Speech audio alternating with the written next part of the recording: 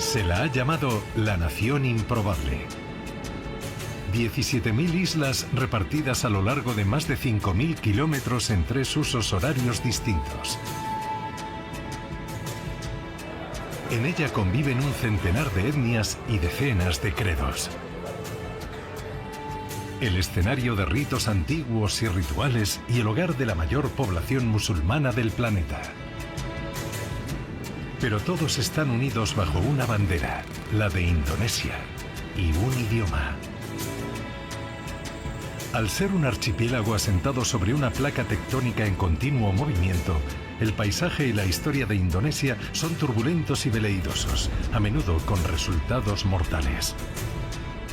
Este es un mundo fracturado por terremotos y presidido por una cadena de volcanes activos que se conoce como el Cinturón de Fuego. No hay lugar en la Tierra comparable a Indonesia. Ninguno tan diverso en sus culturas humanas ni tan variopinto en paisajes y océanos. Les invitamos a realizar una grandiosa travesía a lo largo y ancho de la mayor nación insular del planeta.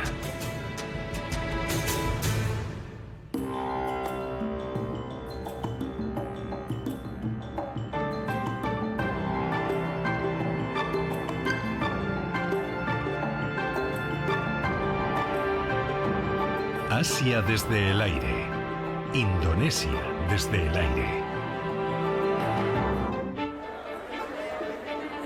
Durante siglos, las especias tropicales atrajeron a los comerciantes europeos a una región que llamaron las Indias Orientales. La sagrada trinidad de la pimienta, el clavo y la nuez moscada que las flotas mercantes llevaban almacenada en sus bodegas puso en marcha una era de exploraciones.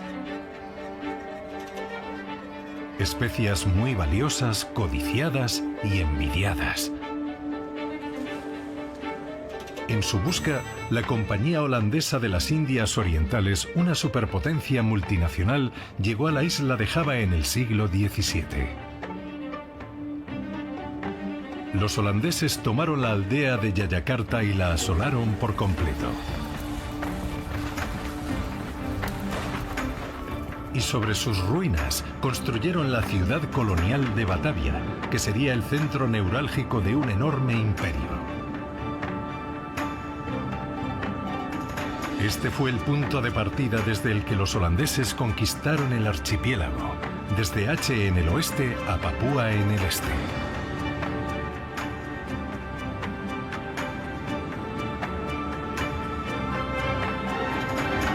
Tras la Segunda Guerra Mundial, los nacionalistas lucharon por la independencia y expulsaron a los holandeses para crear la República de Indonesia moderna.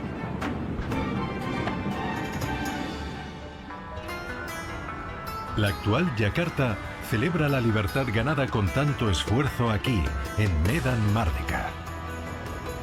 Es una de las mayores plazas del mundo, 5 veces mayor que la de Tiananmen en Pekín.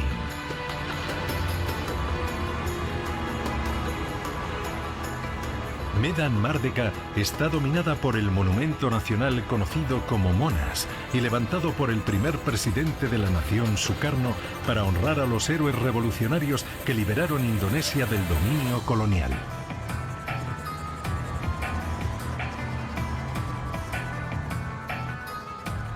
Hoy, la antigua capital holandesa se conoce como Ibu Kota o Ciudad Madre. Una metrópolis de sueños que todos los días atrae a decenas de miles de indonesios en busca de fortuna.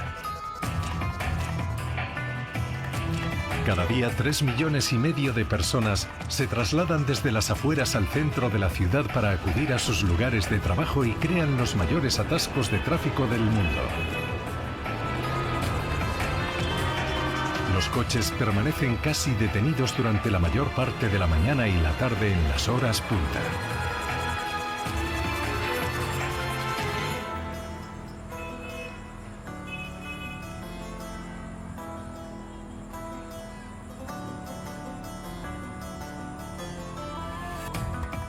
Yakarta es el epicentro de una pujante economía global. Es la segunda mayor metrópolis del mundo después de Tokio y alberga a más de 30 millones de personas, una cifra que no deja de crecer.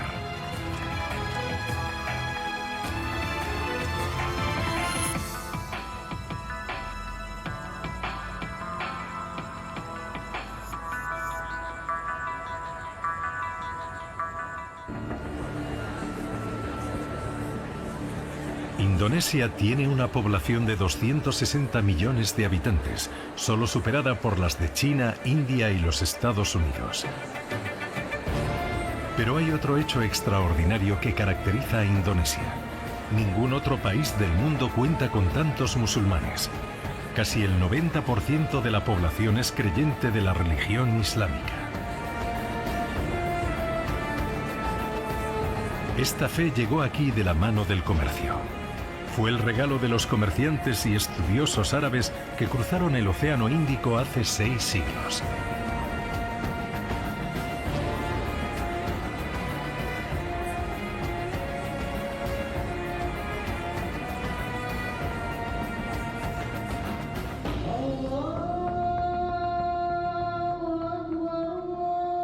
La Istiklal o Mezquita de la Independencia es la mayor del sudeste asiático.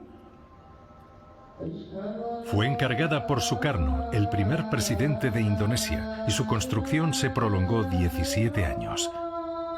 Es el núcleo espiritual de la nación.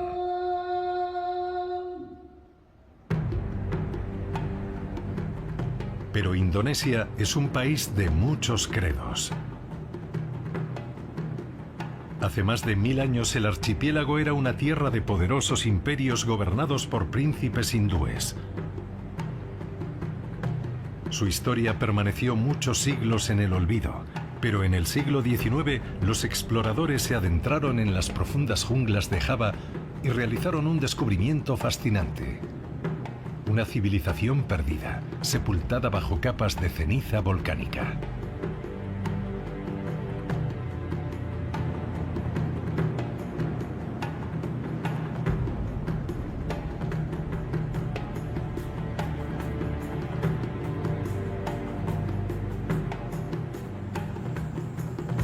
Era aquel un misterio difícil de descifrar, ya que en estos bloques de piedra había inscripciones en sánscrito, el idioma sagrado de India, y en todas las esquinas de las ruinas los exploradores descubrieron cabezas gigantes de Buda.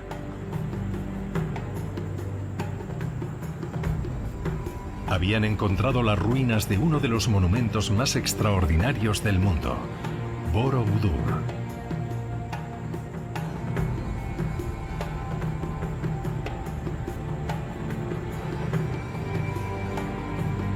Hace más de 1000 años los gobernantes javaneses comenzaron a ampliar sus reinos rurales. Para afianzar su poder copiaron la pompa de los gobernantes indios o rajás, adoptaron su cultura y emularon sus monumentos.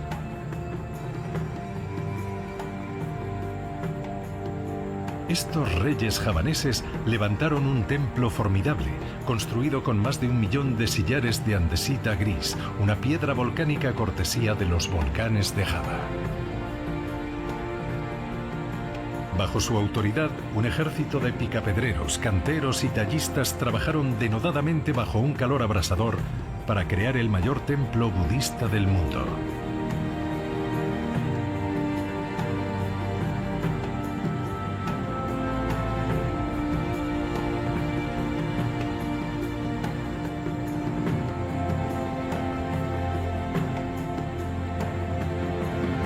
El gobernante quiso que este imponente templo representase el monte Meru, la montaña cósmica de la mitología hindú.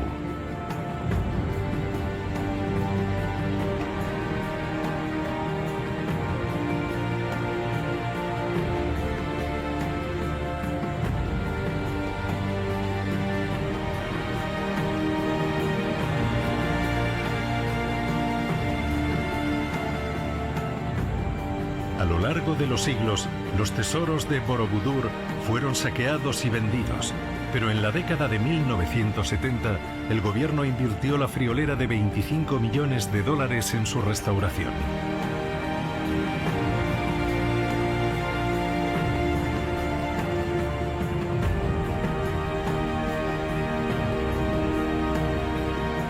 Hoy en día el templo budista de Borobudur es uno de los símbolos nacionales de Indonesia.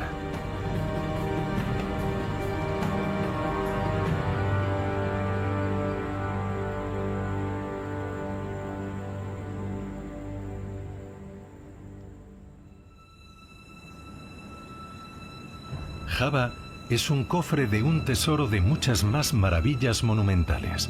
Los reyes javaneses surgían y caían y los ambiciosos gobernantes pugnaban por superar el poder de sus antecesores. En el siglo IX, Rakai Pikatán, el rey de Mataram, comenzó a envidiar Borobudur e ideó un monumento rival, Prambanan, cuya construcción se prolongaría más de 30 años.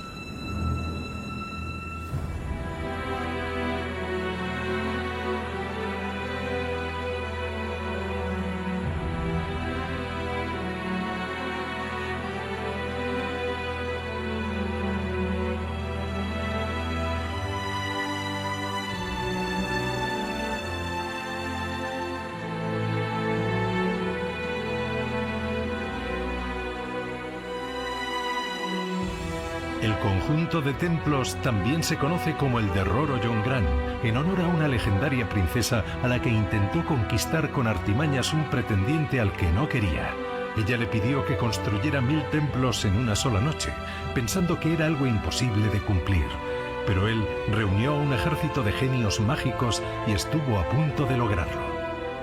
Entonces la princesa ordenó a sus damas que comenzaran a moler el arroz. Al oírlo, pensando que era de día, los gallos comenzaron a cacarear y los genios huyeron. Solo quedó un templo sin terminar. Furioso, el pretendiente convirtió a la princesa en piedra.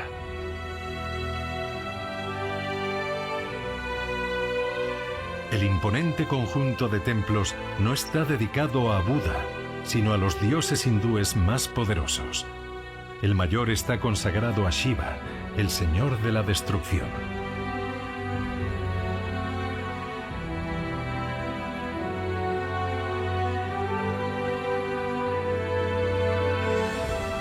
Aquí, las fachadas de piedra cuentan la historia del Ramayana, una de las grandes epopeyas del hinduismo que fue traducida al javanés en el siglo IX. Al igual que Borobudur, el impresionante Prambanan ha sufrido los embates de la geología furiosa de Java. Ha sido víctima de violentos terremotos que abatieron sus altas torres.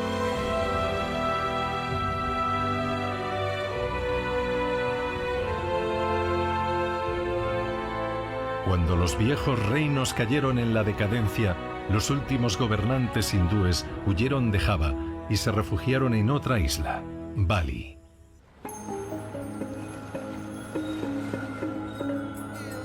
En el siglo XV, a medida que el mensaje del Islam se extendía por Java, los últimos rajás hindúes escaparon y se refugiaron en la isla de Bali.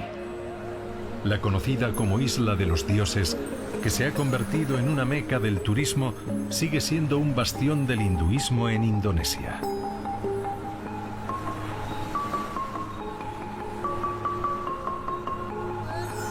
Se dice que en Bali hay más templos que casas, porque todos los santuarios domésticos tienen categoría de templos.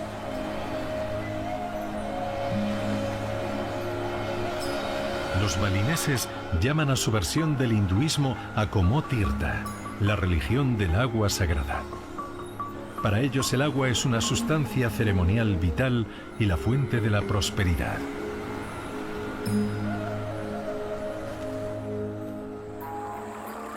Bali cuenta con más de 160 ríos y arroyos, pero aunque el agua abunde, es estacional y no basta para que todos los agricultores planten sus arrozales al mismo tiempo.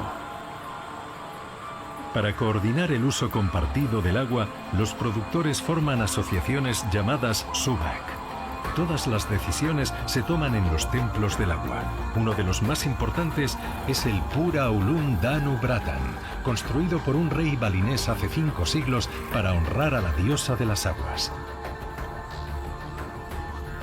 El sistema de los Subak se remonta al siglo IX y aúna el mundo espiritual, el humano y el de la naturaleza. Ha permitido que los balineses se conviertan en los productores de arroz más prolíficos del archipiélago.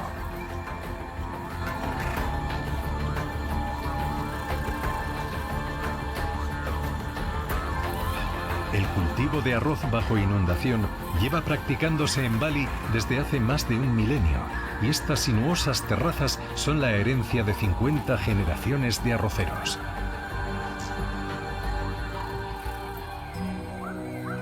A la sombra del monte Agung se halla el templo más sagrado de Bali, el Pura Besaki.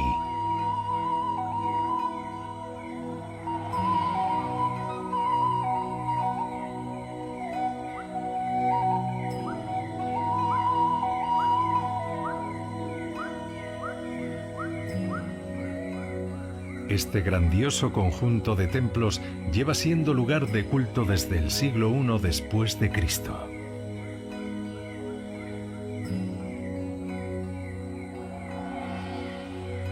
Este santuario, conocido como el Templo Madre de Bali, se alza sobre una serie de escalones que llevan a la cumbre del monte Agung, el dominio de los dioses.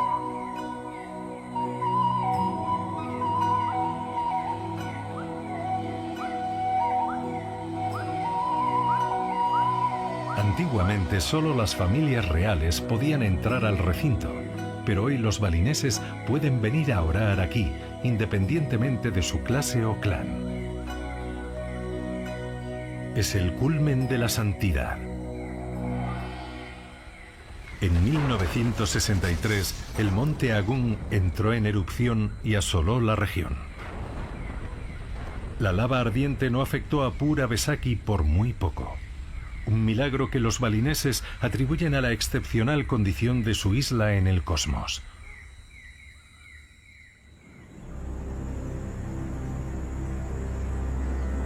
Más allá de las costas de Bali, hay pequeños grupos de hindúes que siguen practicando sus ritos antiguos.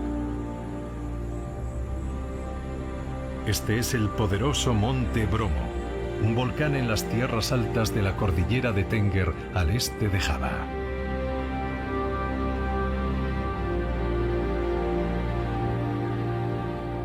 El volcán es un caldero hirviente de agua, cenizas y azufre.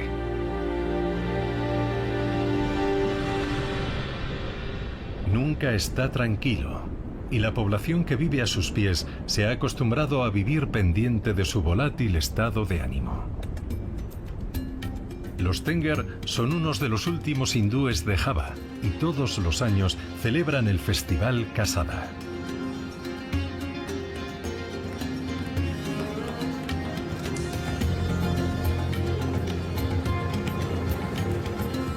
Los pobladores de esta región dedican este festival basado en los ciclos de su propio calendario a los espíritus de la montaña. Los ritos se inician a medianoche en el templo situado a los pies del monte Bromo. 28 sacerdotes acuden desde toda la región para quemar incienso y realizar ofrendas a los dioses locales. Pero eso es solo el comienzo de un asombroso rito ancestral. Ahora los lugareños deben afrontar uno de los peregrinajes más peligrosos del mundo.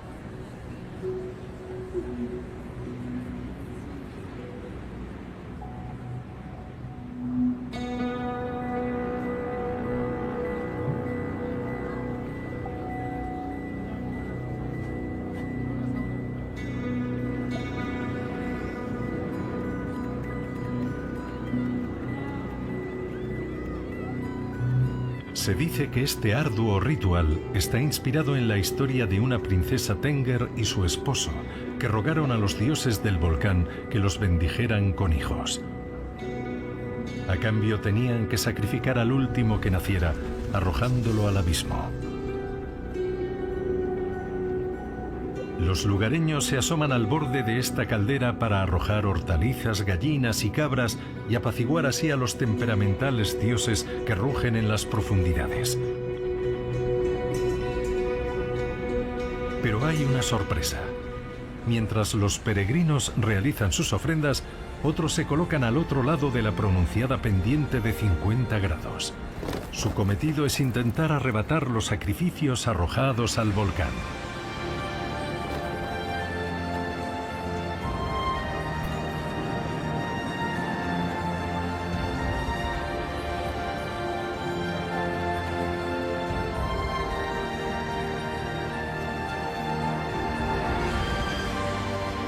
Aquí no se desperdicia nada. En esta economía de rito y sacrificio, los dioses se contentan siendo aplacados y los bienes de los rituales se reaprovechan en beneficio de todos.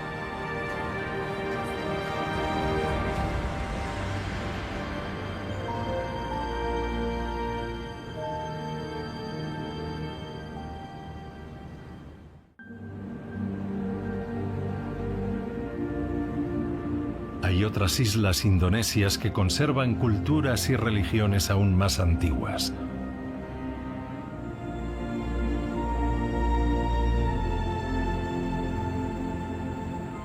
En las tierras altas del centro de una isla con forma de araña, Sulawesi, vive la tribu de los Toraya.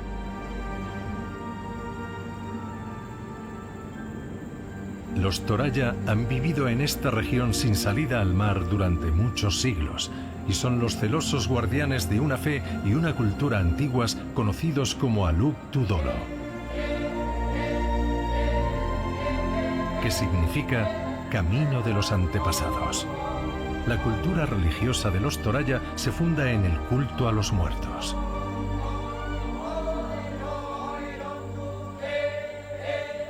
Los elaborados ritos funerarios ocupan el núcleo de la sociedad de los Toraya, que creen que las almas de los muertos viajan a una vida ultraterrenal en un país del sur.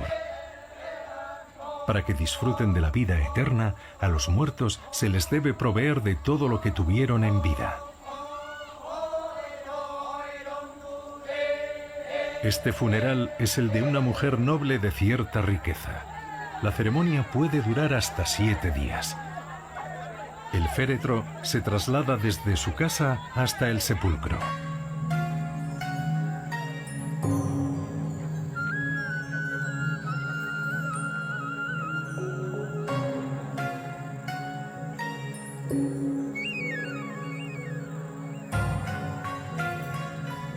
Como estipula la tradición, los parientes más cercanos lo acompañan bajo un largo pendón escarlata.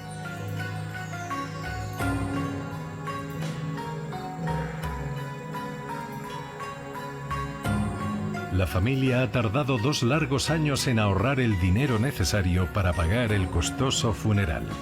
La difunta fue embalsamada y ha permanecido en el hogar familiar como la enferma. Hasta hoy no se ha declarado su defunción.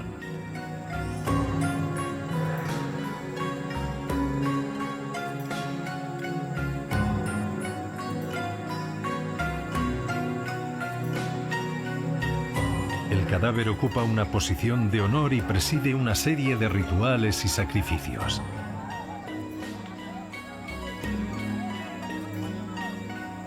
Los Toraya valoran mucho a los búfalos. Se cree que los muertos ascenderán al país de las almas a lomos de estos búfalos y cerdos sacrificados.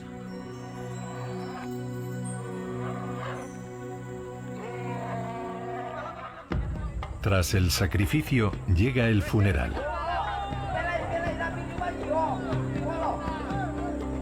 No se trata de un acontecimiento triste. Para los Toraya, la muerte es un simple paso a otro plano de existencia y una parte natural de la vida.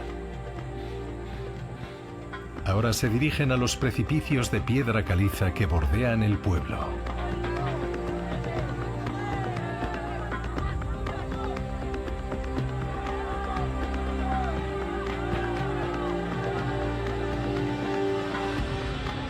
A lo largo de los siglos, los Toraya han excavado un enjambre de cámaras en la roca. Cada cuerpo se coloca cabeza abajo para acelerar el trayecto de su alma a la otra vida. Cuanto más alta esté la cámara en el precipicio, mayor es la riqueza y el prestigio de la persona muerta.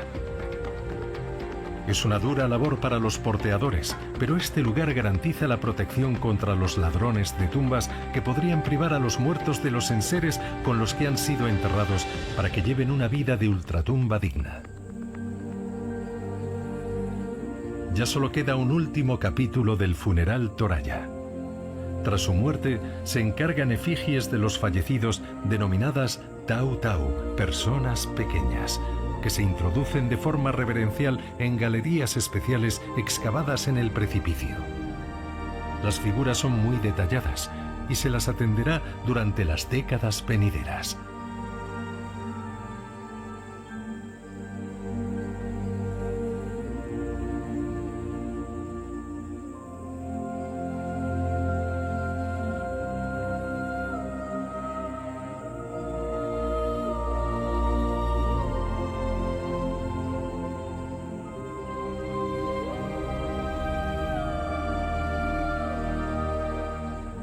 Una vez concluida la ceremonia y con los cuerpos enterrados tras su larga espera, las almas de los antepasados de los Toralla comienzan su ascenso al país de los muertos. Todo se ha dispuesto para prepararlas para una eternidad confortable.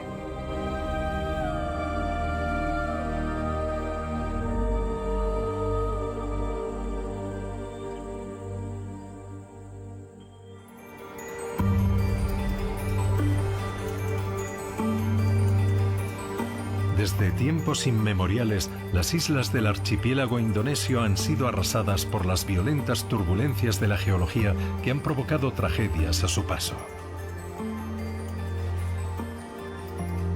A finales de agosto de 1883, los fareros del extremo meridional de Sumatra presenciaron una de las catástrofes naturales más destructivas de la historia.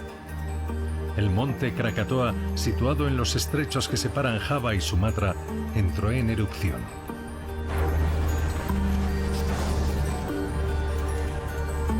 Una sucesión de explosiones gigantescas desgarraron la isla y arrojaron sobre ella un diluvio de 46 kilómetros cúbicos de piedra pómez, ceniza y miles de millones de partículas de polvo sobre pueblos y ciudades situados a miles de kilómetros de allí.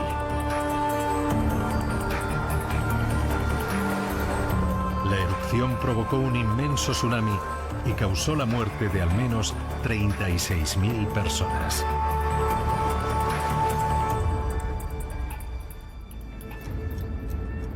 Más de 120 años después, el 26 de diciembre de 2004, a 250 kilómetros de la costa de Aceh, el estado más septentrional de Sumatra, a 30 kilómetros bajo la corteza terrestre, una porción de 1 kilómetro de roca rasgó el fondo del mar a una velocidad de más de 2 kilómetros por segundo. El terremoto liberó una energía 23.000 veces más potente que la de la bomba de Hiroshima, que arrasó pueblos y ciudades de todo Aceh.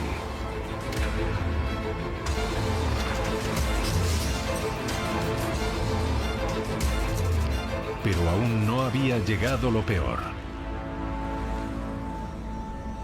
Los terremotos desplazaron varios metros el lecho marino y generaron otra ola de energía mortífera que impulsó un maremoto descomunal que fue directo hacia las costas de Aceh.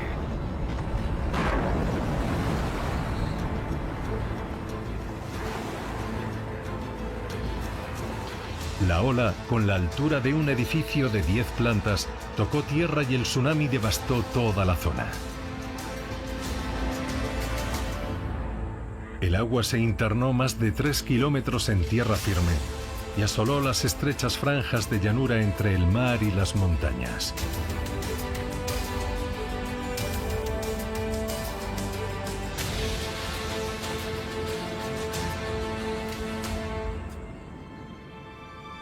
El terremoto y el tsunami de 2004 mataron al menos a 17.000 personas solo en Indonesia. Tras más de una década de reconstrucción, en el paisaje de Aceh se siguen apreciando las cicatrices de una de las mayores catástrofes de la historia de la humanidad.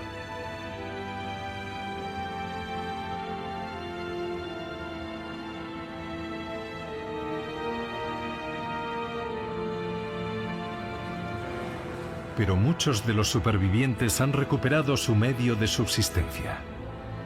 La ola gigante destruyó la forma de vida de los pescadores, pero hoy se han rehecho.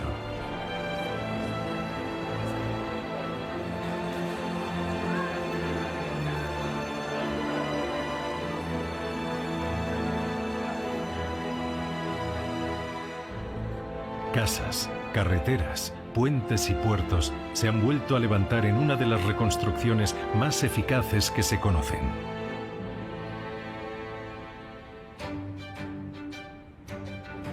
Sumatra es vital para la economía indonesia. Abastece al mundo de estaño, petróleo, oro, gas natural, madera, café, té, aceite de palma y recauda la mitad de los ingresos de las exportaciones del país. Pero la prosperidad tiene un precio. Hoy las selvas lluviosas de Sumatra se cuentan entre las más amenazadas del planeta, con grandes extensiones dedicadas al cultivo de aceite de palma. Hubo un tiempo en el que la isla estuvo cubierta de bosques, de los que en la actualidad solo queda la mitad. Estos bosques pluviales son de los más antiguos y diversos del mundo. Albergan una variedad tremenda de fauna y flora, entre la que se hallan muchas especies que no se encuentran en ningún otro lugar de la Tierra.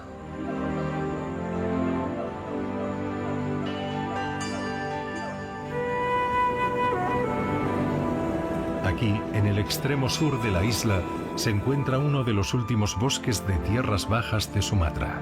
El Tumbling Wildlife Nature Conservation es una reserva natural, un oasis de gestión privada donde un ejército de agentes forestales se despliega para combatir a los cazadores furtivos. Algunas especies están recuperándose y actualmente el Tumbling registra la mayor densidad de población de tigres del sudeste asiático. Pero la amenaza siempre está presente.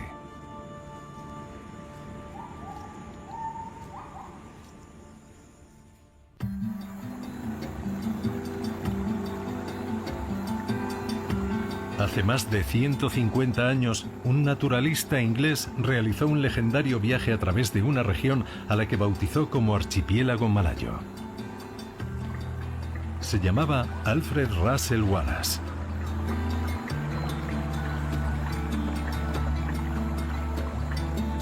Wallace pasó 8 años en la zona capturando una cantidad impresionante de animales distintos, desde insectos a aves, pasando por orangutanes, todo en nombre de la ciencia.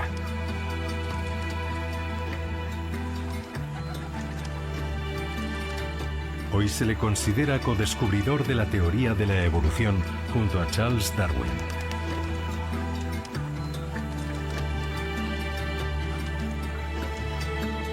Wallace es conocido sobre todo como el hombre que identificó un rasgo extraordinario del archipiélago. Se dio cuenta de que la fauna y la flora de la parte continental de Asia, la Tierra del Tigre, son muy diferentes a las de las islas del este, la Tierra del Canguro.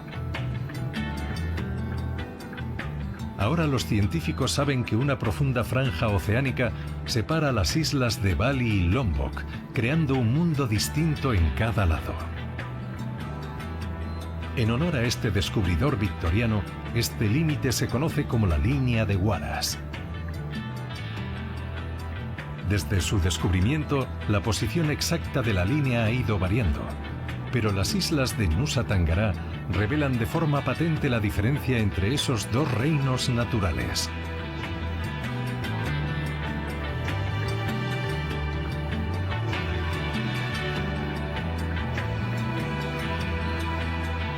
Las islas del Parque Nacional de Komodo forman parte del grupo insular de Nusa Tenggara y surgieron a causa de un choque de placas tectónicas que se produjo hace 50 millones de años.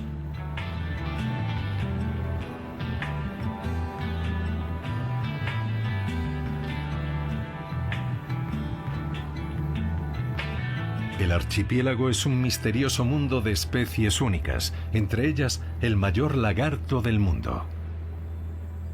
Estos dragones de Komodo, monstruos de 3 metros con una mordedura brutal y una saliva venenosa, solo existen en este rincón del planeta.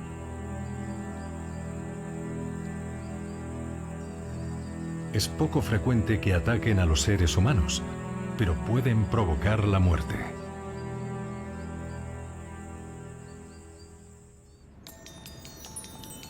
En las profundidades del gran mar de Sabu que baña el archipiélago, las aguas están repletas de nutrientes que sustentan a una espectacular vida marina.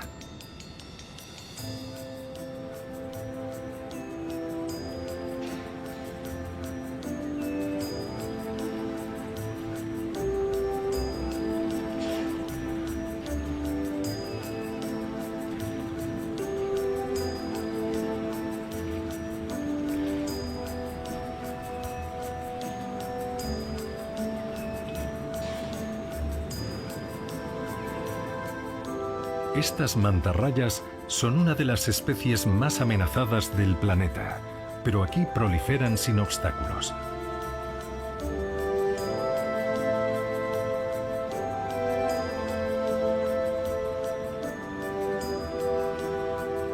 Se desplazan grácilmente a través de este mundo cristalino con sus aletas de 5 metros. Tienen unas bocas diminutas entre los lóbulos cefálicos con los que empujan el plancton para alimentarse.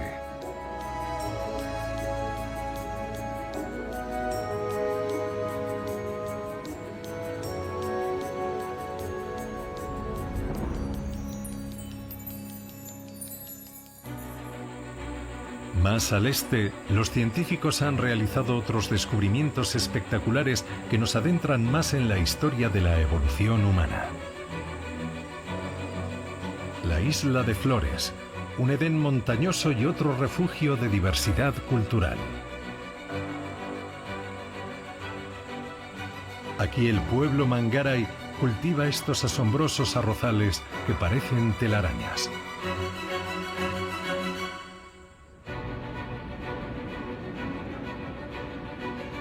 En el centro de cada plantación hay un lugar sagrado conocido como Lodok. Aquí, durante la plantación y la cosecha, los productores celebran ceremonias sagradas que representan la unión de lo masculino y lo femenino y el cielo y la tierra.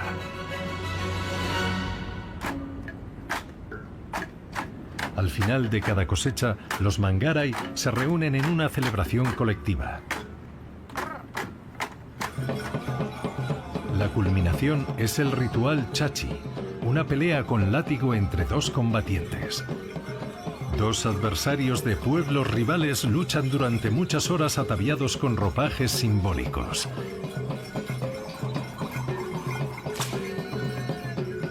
Es una pugna bastante vigorosa, y se dice que cada vez que un látigo restaña, aumenta la posibilidad de una buena cosecha.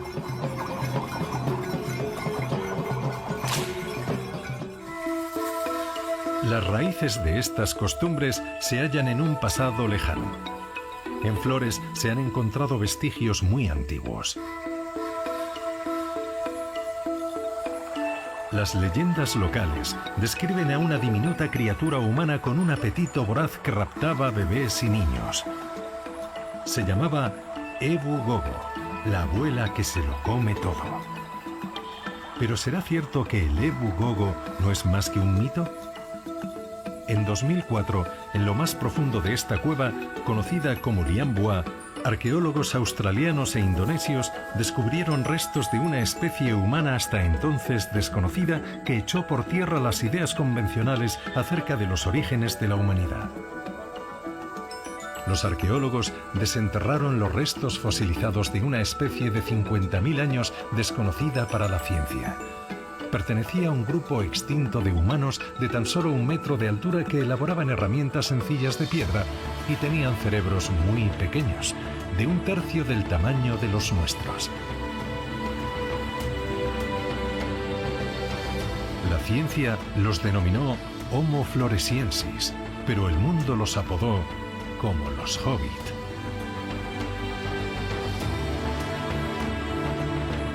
Hay pruebas de que cuando los seres humanos modernos como nosotros llegaron al archipiélago, había grupos de Homo floresiensis que poblaban la isla.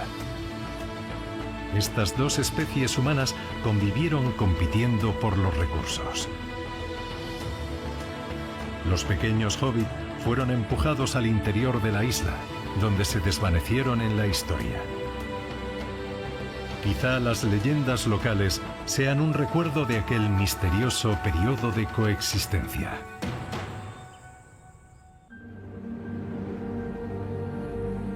Nos alejamos de Flores para viajar aún más atrás en nuestro pasado evolutivo. En los confines más orientales del archipiélago se encuentra Rajah Ampat, un conjunto laberíntico de más de 1500 islas frente al flanco occidental de Nueva Guinea. A lo largo de millones de años, los elementos han esculpido estas formaciones rocosas que han adquirido siluetas fantasmagóricas y estrambóticas.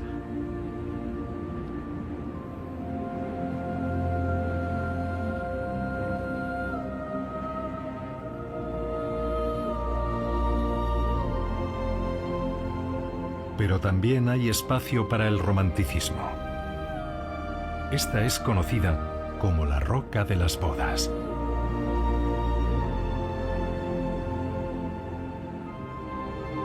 En este refugio laberíntico se multiplican cientos de especies de coral. Aquí se han hallado el 75% de las variedades del mundo. Todas en perfectas condiciones por ahora.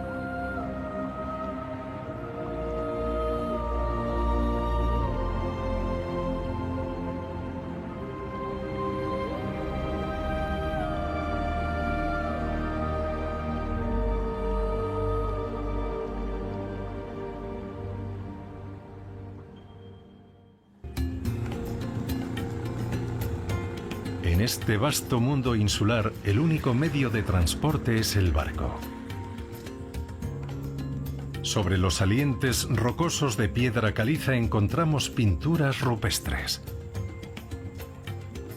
Aquí dejaron grabado su trabajo los artistas de hace miles de años. Hay cientos de representaciones en ocre de delfines, tortugas y murciélagos. También muchas siluetas de manos humanas que recuerdan al arte rupestre del interior de Australia.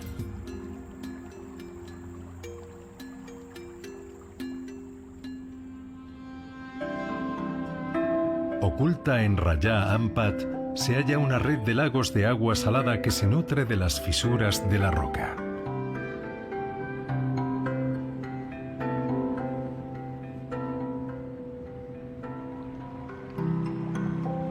En sus turbias profundidades se han descubierto miles de medusas gigantes e inofensivas.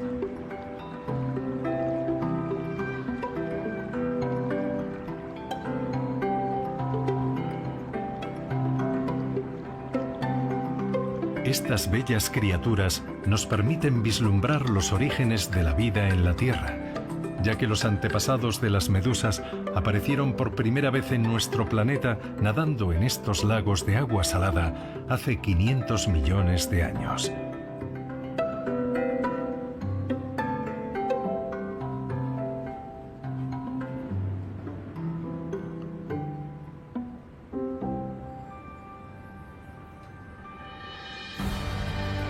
Indonesia, una nación de 17.000 islas dominada por montañas espectaculares y volcanes amenazadores, por bosques impenetrables y valles prodigiosos. Un territorio espectacular con cientos de grupos étnicos y culturas, costumbres y tradiciones. Una tierra en la que han florecido civilizaciones poderosas y monumentos imponentes.